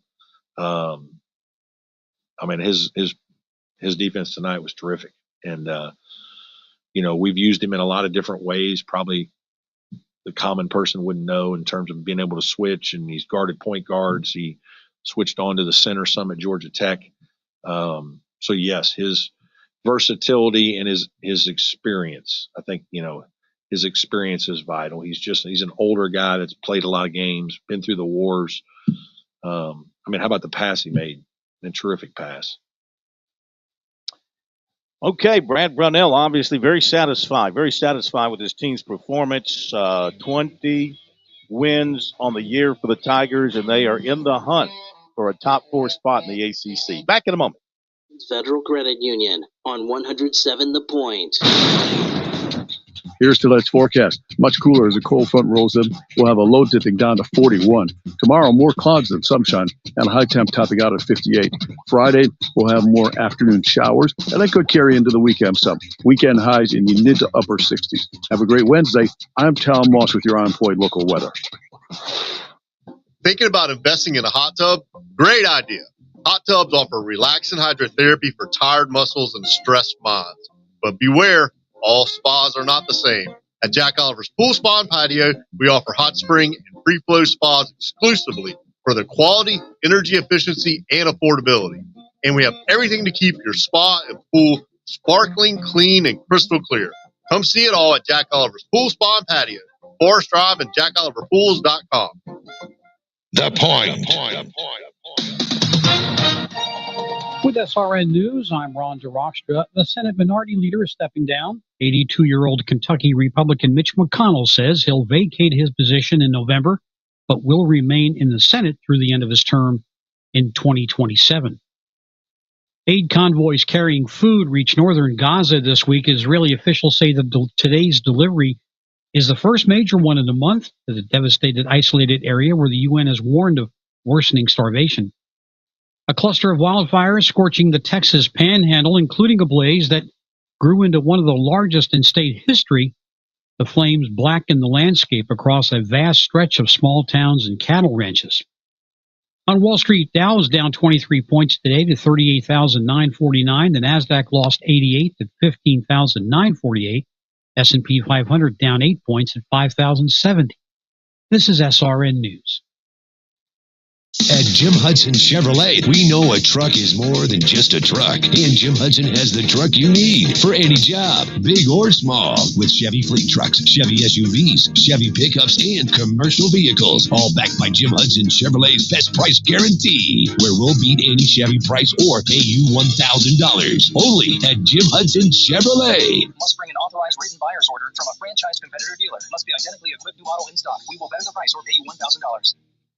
I've learned a lot in my years doing this, but I've never had my eyes opened wider than when I met the folks from Broker Solar and went to see their job sites. Everything I thought about solar power, well, I was wrong about. Now, I'm on board 100% as long as it's done right. Don't let the media, don't let the politicians guilt you about solar power. You want solar because it actually will save you money and give you some power literally and figuratively at the same time. It's amazing technology. What a great way to get rid of your monthly power bill. No more power outages. Instead of having to buy a generator, you just rely on solar batteries from Broker Solar. Listen, I'm sick of having politicians tell me about green this, green that, but solar technology has advanced so much. So if you want to learn more, why don't you call the folks over at Broker Solar? This isn't some national thing. They are local. They're located right in Lexington. In fact, I've known the owner's family for many, many years. They are great. Online, it's brokersolar.com or call them 807-7417. That's 807-7417 for Broker Solar. Are you looking for free checking and free savings? Dave Ramsey here, telling you to go see my friends at Palmetto Citizens Federal Credit Union. They're not a mega bank that's so big they lose the ability to treat you like a human being. At Palmetto Citizens, you're not just a number, you're a member. Join today at any of their 14 locations or at palmettocitizens.org.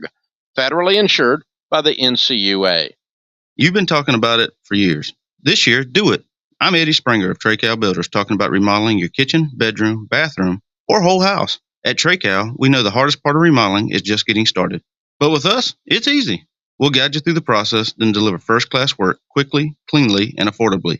Call 360-8211, 360-8211, or visit trecalbuilders.com. Treycal Builders, quality from start to finish. At Palmetto State Armory, we offer the largest selection of guns and ammunition at unbeatable prices. Our knowledgeable and friendly staff are here to provide personalized assistance, ensuring you find exactly what you need. If you enjoy outdoor activities like hunting, camping, or hiking, our clothing and outdoor gear collection has got you covered. We also feature an exceptional indoor range facility where you can experience the thrill of shooting in a safe and controlled environment. Visit us today at PalmettoStateArmory.com or your local retail store. Palmetto State Armory, American made for life.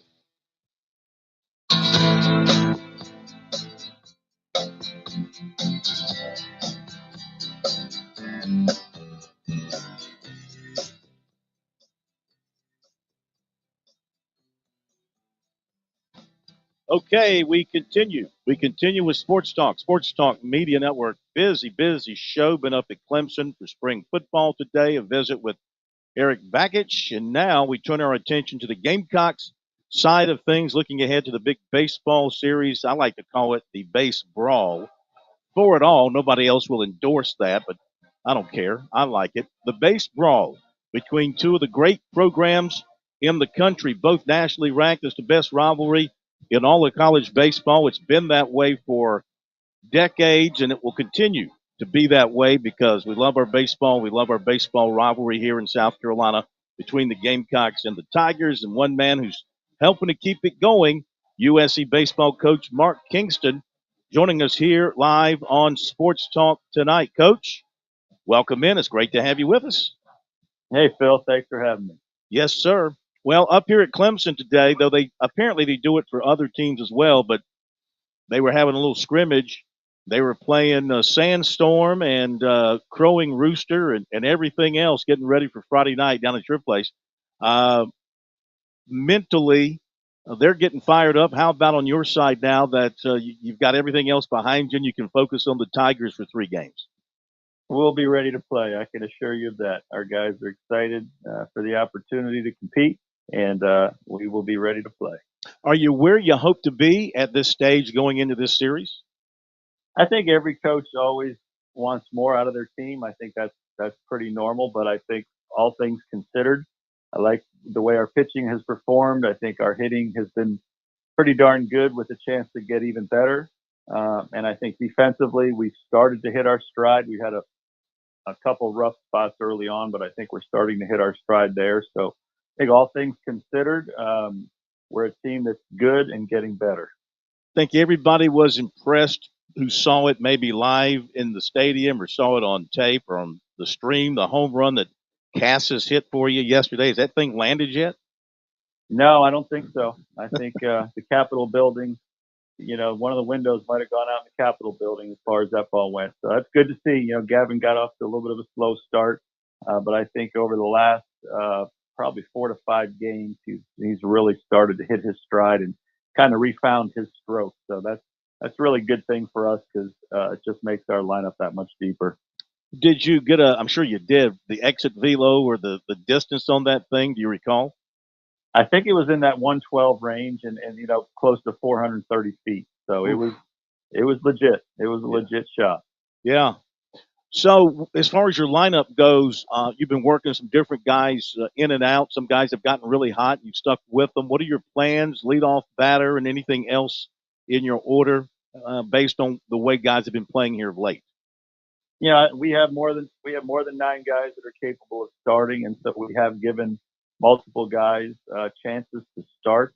I think what you'll see this weekend is pretty similar to what you saw yesterday, with maybe one exception. So I think we're starting to settle into probably the 9 guys, but I really feel like our rotation can go 11, 12, maybe 13 deep on any one given day, whether we want to go left-handed or right-handed, whether we want to go power, speed. We can make a couple variations, but I think we're getting close to settling into at least the 9 or 10 that we'll play on most days. Pitching wise, are you set with the rotations you've gone with so far through the first couple of weekends of the season? Yeah, I think there's a good chance you'll see the same 3 guys. What could change is the weather could potentially change some things. If we aren't able to play Friday, which it looks like it may be 50-50 at this point, we may decide to do a little something different with our pitching if it only becomes a 2-game weekend. But all of that's to be determined based on what the weather's going to do for us. Yeah, I know Coach Bakich said administrators have been talking about contingency plans related to the weather. So I don't know if they converse with you at all about that. But in your mind, if you're rained out, have you got some idea in your head how you'd like to make up these games if possible? Yeah, we went through this a couple of years ago where, if you recall, we played them 2 games. I think it was I think the neutral site game was here, but I'm not for sure. But we played 2 games, and then we ended up having to go to Clemson late in the season on a Tuesday or Wednesday night as a midweek game. So my guess is that's the only option you have, is to see if some calendar date matches up for a midweek game where both teams can make it work. We've looked at a couple dates, but obviously there's a lot of things to consider. Other games that week. Do you have other midweek games? Is it a Thursday, Friday, Saturday weekend? There's a lot of levels that you have to consider before we make any date official that seems like it makes sense for both sides. Your pitching to this point, ERA very, very good. A lot of strikeouts, very few walks. Are you happy with what you're seeing from your arms? Well, that's what you want, right? You want a low ERA, you want high strikeouts, you want low walks. And I give Matt Williams, our pitching coach, a heck of a lot of credit. He's come in and done a really nice job with our guys, getting to know them, getting to figure out how to make them better and get them to be as good as they can be. So I think the combination of Matt coming in and the pitchers we had returning, but also some of our new names, has been so far a really good combination for our pitching staff. I think most people would say our pitching is performing better than they expected so far, much like our offense was last year at this time. And that's something we kind of had hoped would happen. And so far, that's exactly what we're seeing. What are y'all doing with Dylan Brewer? I mean, are you afraid to talk to him, or afraid to? I mean, you're just letting him go out there and do his thing. I say that killingly. I know you're coaching him and working with him, but what about his red hot start? What has been the key to that for him? Well, there's no doubt he's playing the best baseball of his life right now. And, sometimes when guys know they're in their last go around, they kind of, it relieves them of some of that pressure of trying to get to pro ball or feeling like, I've got to press. I think he's to the point now where he's very comfortable with his role. He's worked hard on his swing with Monty and with Joey, our new assistant hitting coach. And his swing is better than it's ever been. I think he's stronger than he's ever been. And mentally, he's in a really good spot. So he's taking great at bats. He's getting on base a ton, and he's able to steal bases. He's playing great defense in center field. So he's been one of our better players this year so far. You never know how things are going to work out. Correct me if I'm wrong, but I mean, he was kind of in a battle in the fall and in preseason camp, was he not, to kind of earn that position? And now he's, of course, taken it and run with it. He sure was. As you know, Petrie was returning. He was returning. Stone was returning. We brought in Kennedy Jones and Blake Jackson, and Carson Horning was returning. So the outfield is pretty crowded. And, all of them were fighting to get a starting spot. And Dylan just, played as well as anybody, and he brings as much to the table as any of them. They all can swing the bat pretty well. But Dylan probably has a leg up on the defensive side, on the speed side. So that kind of gave him, an edge if things were equal hitting wise. And then now the bat has come along to be a really bonus as well. So very pleased with his progress. One thing with Clemson, we talked with Coach Bakich about 14 errors they've committed, most unusual for a sound fundamental baseball team that they are. You guys have committed 10 errors. Again, maybe a little bit unusual for a sound fundamental baseball team that you are. Has it been just one of those kind of fluky things that's led to the 10 errors in the first 8 games? I think so. And you get early in the season when it's cold and it's windy and, some fluky things can happen. I would guess that they would tell you the same thing. I think we're going to be a very solid defensive team. I don't know that we'll be the best defensive team in the SEC, but I think we'll be very representative. I think we'll be very solid. And I don't think our defense is in the way of us winning games most days. Should say 9 games. You're 8-1 after that win yesterday, so let's not shortchange you there.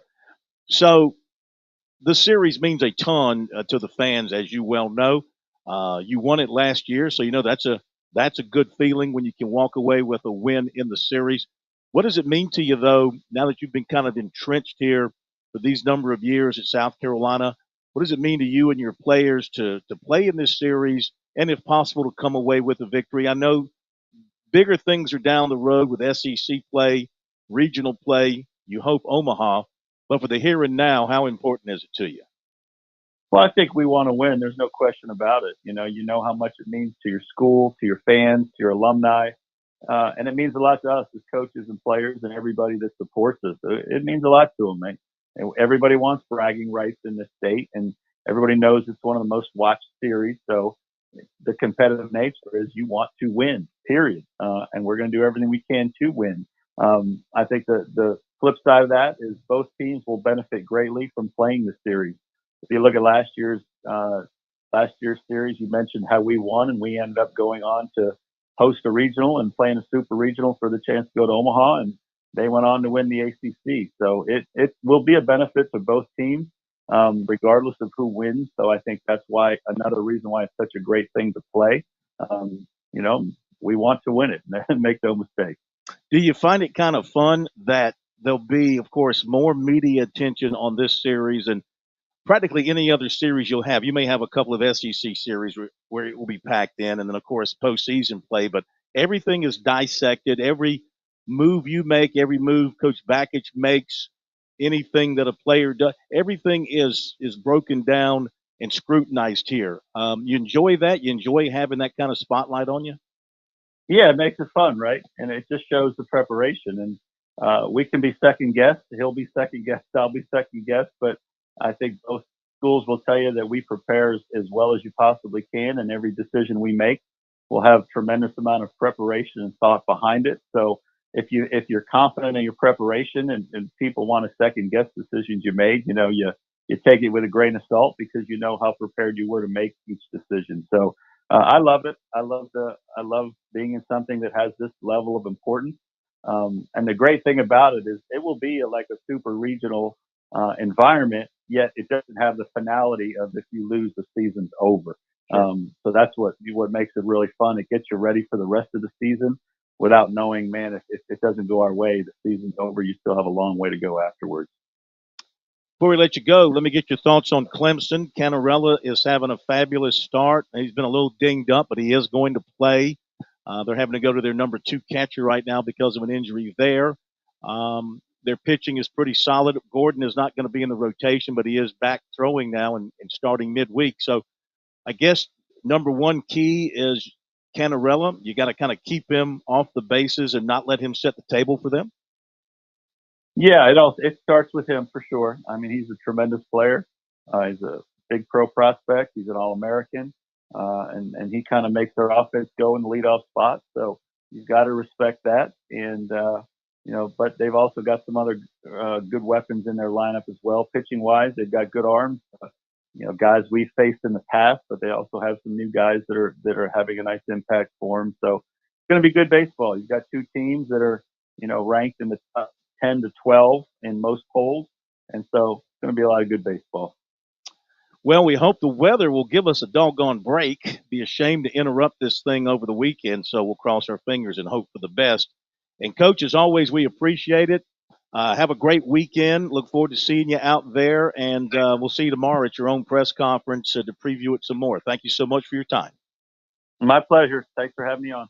Thank you, Coach. Coach Mark Kingston, Gamecock Baseball, and they're ready to get it on with the Tigers this weekend. And can't wait. Always enjoy this weekend as much as anything else that we have, the football rivalry, the basketball game, whatever the case may be. This is a little traveling circus in my mind, the way you move it from place to place. This year it goes from Columbia's Founders Park to Columbia's Segra Park, where Clemson will be the home team for the middle game this year, and then up here to Doug Kingsmore Stadium to wrap it up on Sunday. We do hope, if the weather does cooperate. Okay. Thank you to the coaches. We really appreciate them being on with us and letting us talk them up and talk up this series and hopefully generate more excitement about things leading into the weekend. Okay, basketball-wise, let's update some basketball scores. It's Florida. This is big for South Carolina, of course. Florida right on their heels, and Florida is leading Missouri 49-40. It's in the second half. Auburn and Tennessee locked up in a good one, as you would expect, in Knoxville. Bet you that place is rocking. Either way here, if South Carolina can win, they're going to benefit. Of course, they're going to play Tennessee here coming up. They don't get another shot at Auburn. Auburn's 10-4 and Tennessee's 11-3. So whoever loses. If Auburn loses, that's going to give South Carolina a little more breathing room over them. Tennessee loses, the Gamecocks have a chance to catch up with Tennessee. Anyway, it's Auburn 35 and Tennessee 34. That's late in the first half. Duke is leading Louisville 34-21. They're approaching halftime there. Upstate with a 39-30 lead on Presbyterian at the half. High Point leading Winthrop 36-32. That's late in the half. Radford on top of Charleston Southern 38-31. That's at the half. Western Carolina trailing. Make that Furman leading. Let's go that way with it. Furman leading Western 32-30. They're at the half. East Tennessee leading the Citadel at the half 38-29. It's Wofford over Samford 37-29 at the half. And midway through the first half with Chris Bergen on the call, Arkansas State is leading Coastal Carolina 24-15. They got USC Alabama coming up later on the SEC Network. Also Alabama at Ole Miss, Virginia at Boston College. I guess we've got some college baseball. We can check on those scores for you as well. In the meantime, let me double check and see if there's anything. Pat, is Gamecock Larry still with us, or have they finally put him to bed for the night? He is still with us, and I bet he would love to follow behind Coach Kingston to talk about his Gamecocks. Okay, let's take a swing at Gamecock Larry, then we'll bring you some baseball scores. Gamecock Larry, you know you have the honor of being the only caller taken tonight on Sports Talk. Welcome in. You know, I had the honor to be on hold for 1 hour and 49 minutes. You thought the whole Gamecock was going to get tired. I did doze off about 4 times. But but I woke up, I had to wonder to them what it had to do. But I still heard you, so I knew you didn't cut me off. Yes. But let me tell you something. I'm going to tell you, I'm going to give you a prediction on this weekend's game, but I'm going to tell you something first about the sports at the University of South Carolina, the Gamecocks. We are the only school in I might have told you this before, I don't know. But anyway, the only school in the NCAA that's got 6 sports in the top 20. We got men and women's basketball, ladies softball, men's baseball, golf, and tennis. 6 teams in the top, 6 different sports in the top 20. The only school in the NCAA. Now, what's your prediction on this weekend, Mr. Phil? I'll say we're going to go 3-0. Oh, what a Got surprise. The Raiders. 3-0. What a surprise. How do you pick at this stage? Neither team has had a real strong challenge. I mean, they've been behind in a couple of games here and there. I mean, Clemson's come back from behind 6 times to win, so maybe they've had a few more challenges than the Gamecocks have. The Gamecocks haven't played great opponents to this point, so we're really going to learn more about them. I would say that, at least on paper, to me, at least on paper, and I am prejudiced here because I've seen South Carolina more in person. I haven't seen Clemson in person, so I don't really know the personnel as well. But South Carolina's got some offense, and their pitching has been good. So I could see the Gamecocks winning 2 in Columbia, and Clemson maybe getting that 3rd game here if we stay on schedule. Then again, that 3rd game would be Kimball pitching for South Carolina, I believe, and he's pretty nasty. So I'm not suggesting a sweep, but I think right now, just looking at things, I would lean South Carolina's way in this series. And I also have to be wondering a little bit about Clemson with their defensive issues. I say issues, 14 errors. You can't overlook that right now. But if Clemson gets great pitching and shuts down that Gamecock hitting and gets their own hitting going, it could be the other way around. I hate to be wishy-washy because you have to be wishy-washy with baseball because you don't know what you're going to get on the mound from game to game. So just looking at it on paper, though, I would lean a little bit towards the Gamecocks. If we don't sweep, I'll buy 100.7 a dinner anywhere. Wait, whoa. Did I hear him right, Pat?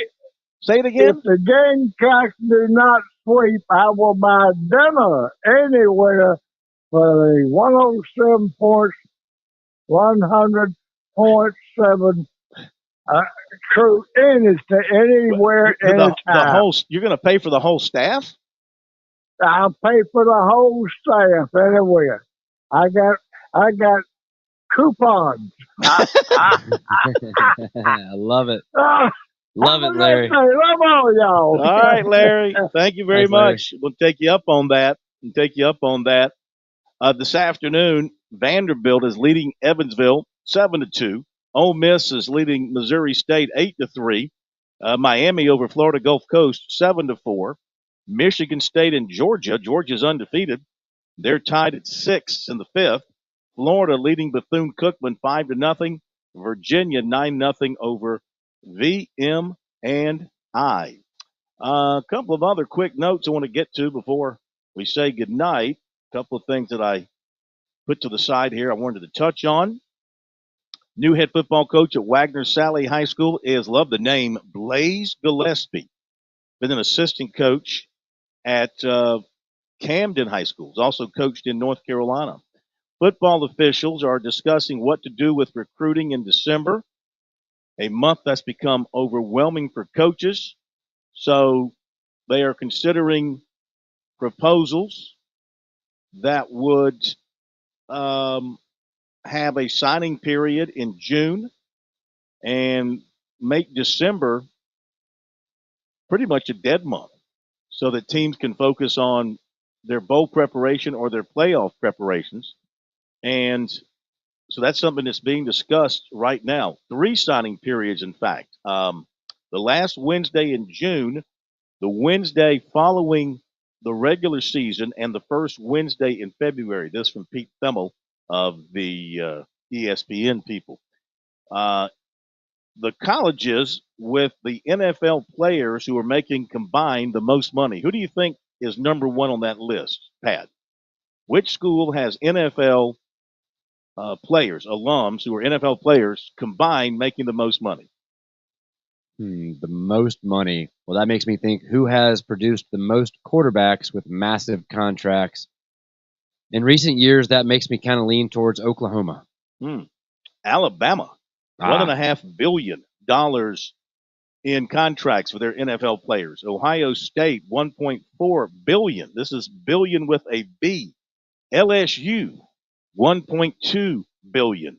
Georgia, $922 million. Clemson is fifth, $912 million. I wonder if Alabama's counting Jalen Hurts as part of Alabama. Because, yeah, I could see him being counted for both Alabama or Oklahoma. Just thinking about those big quarterback contracts out there. Interesting. Alabama. Good point. And let's see. Waiting to see if there's anything new regarding the story about Mike Furry and him having the offer from South Carolina. John Whittle reported that Furry interviewed for the position Monday of this week. And, of course, the Gaffney Ledger also had a story about him having the opportunity to come to South Carolina. There is a Board of Trustees meeting tomorrow about a contract, an athletic department contract. They don't specify who it is for. So I'm trying to think. It wouldn't be Lamont Paris during the season, I wouldn't think. Why not? That's the only other big one I could think of a major name that we've all talked about in terms of contract. Why not? I mean, it's a great recruiting tool. It's a great confidence indicator. Great for enthusiasm for the program heading down the stretch. Fair point. That's a possibility. So, according to John Whittle, the signs that he is seeing all point to Furry being the next receivers coach. So, that's still out there. I tell you, that would be a heck of a hire. You might turn your nose down because he's coming from Limestone. Forget that. Forget that. This guy's a heck of a football coach and a heck of an individual. Huge hire if it comes to pass for the Gamecocks. See you tomorrow night.